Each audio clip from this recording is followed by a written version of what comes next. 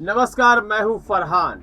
आप सभी का स्वागत है नेक्स्ट 9 न्यूज के खास कार्यक्रम सत्ता में। इस कार्यक्रम में हम देश में की राजनीति में जो उथल पुथल मची हुई होती है उस पर चर्चा करते हैं, उस विषय की व्याख्या करते हैं कि आखिर यह राजनीतिक उथल पुथल क्यों मची हुई है, इसके क्या कारण हैं और इसके क्या परिणाम हो सकते हैं।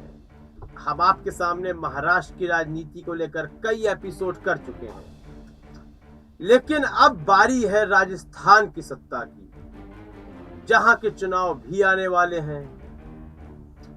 मौजूदा समय में वहां कांग्रेस की सत्ता है, लेकिन इस सत्ता के रहते हुए वहां कई ऐसे कारनामे भी हो गए कि जो कांग्रेस की गले की हड्डी बन सकते हैं।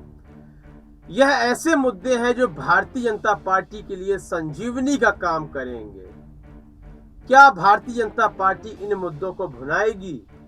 जी हां, भुनाएगी नहीं, भुना रही है। कांग्रेस की सत्ता को क्या उखाड़ फेंका जाएगा?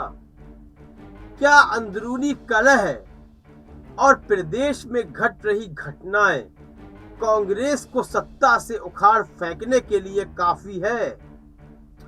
क्या कांग्रेस के बाद वहां आम आदमी पार्टी का आगमन होगा या पुनः भारतीय जनता पार्टी के रूप में वसुंधरा राजे सिंधिया वहां पर मुख्यमंत्री पद की कमान संभालेंगी? ऐसे तमाम सवाल हैं राजस्थान की राजनीति को लेकर, और वहां जो घटनाएं घटित हुई हैं जिसके बारे में मैं बात कर रहा हूं वह है उदयपुर हत्याकांड, कन्हैया लाल की हत्या। क्या यह हत्याकांड कांग्रेस को सत्ता से बाहर फेंकने के लिए काफी है? और आखिर भारतीय जनता पार्टी इसे किस तरह भुनाएगी?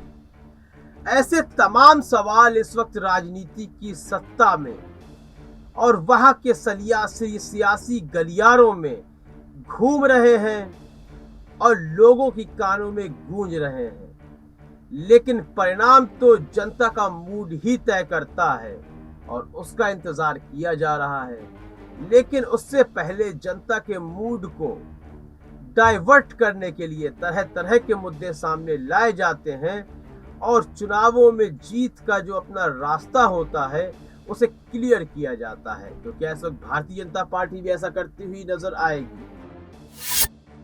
कन्हैया लाल की हत्या करेगी धार्मिक ध्रुवीकरण।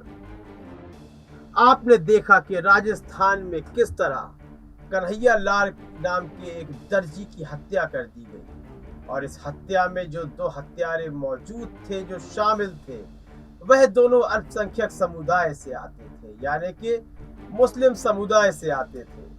कन्हैया लाल की हत्या से इतनी बात को लेकर की गई कि वह नुपुर शर्मा का समर्थन कर रहा था। नुपुर शर्मा के समर्थन में उसने सोशल मीडिया में पोस्ट किया था। इस बात को लेकर कन्हैया लाल की हत्या कर दी जाती है। कन्हैया लाल की हत्या क्या भारतीय जनता पार्टी के लिए वरदान के साबित होगी, वरदान के रूप में सामने आई है? क्या कन्हैया लाल की हत्या वह संजीवनी है जिससे भारतीय जनता पार्टी फिर से राजस्थान की सत्ता में अपने पैर जमा सकती है? कन्हैया लाल की हत्या के बाद क्या ध्रुवीकरण की राजनीति फिर से राजस्थान में जन्म लेगी?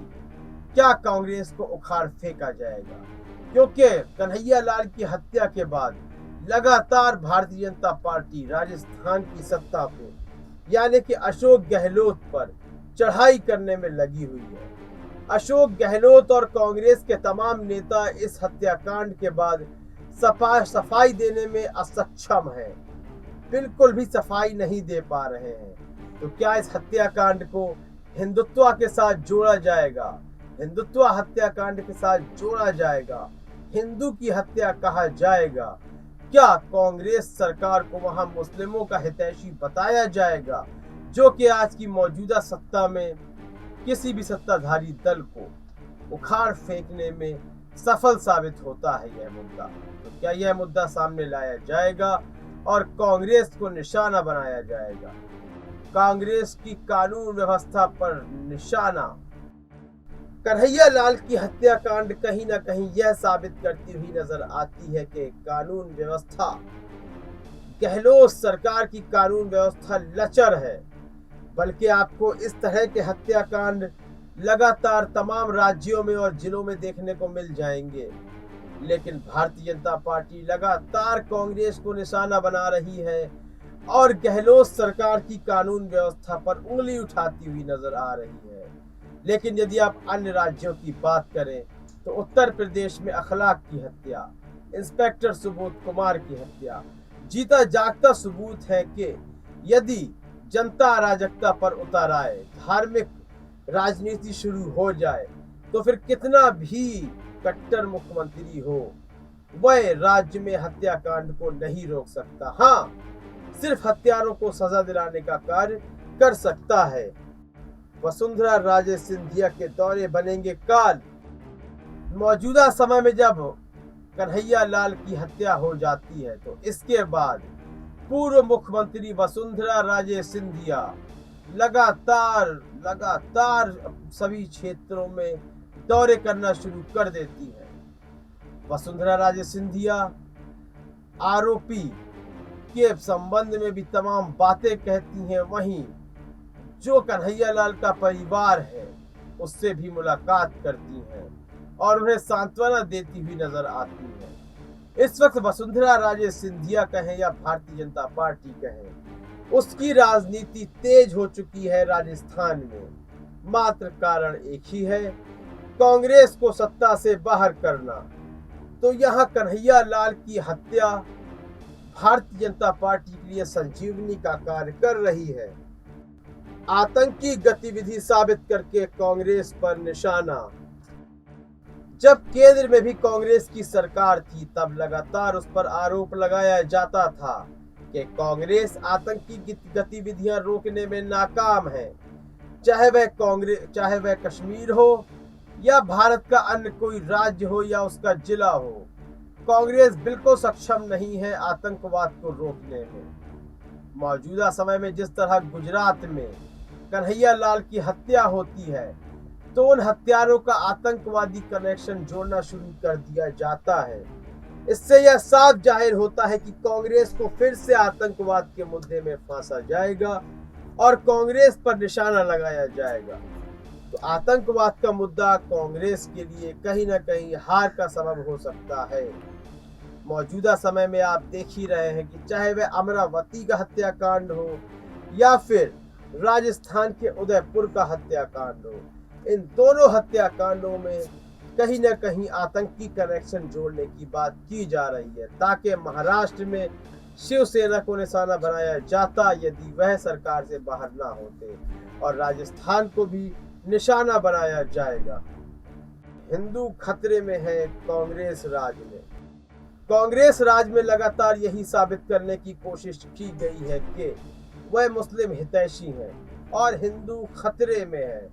तो कन्हैया लाल की हत्या के बाद भी कहीं ना कहीं यही प्रयास किया जाएगा, जनता तक यही संदेश पहुंचाने की कोशिश की जाएगी कि हिंदू खतरे में है, हिंदुत्व खतरे में है, जिसको लेकर राजस्थान में वोटों का ध्रुवीकरण होना आरंभ हो जाएगा।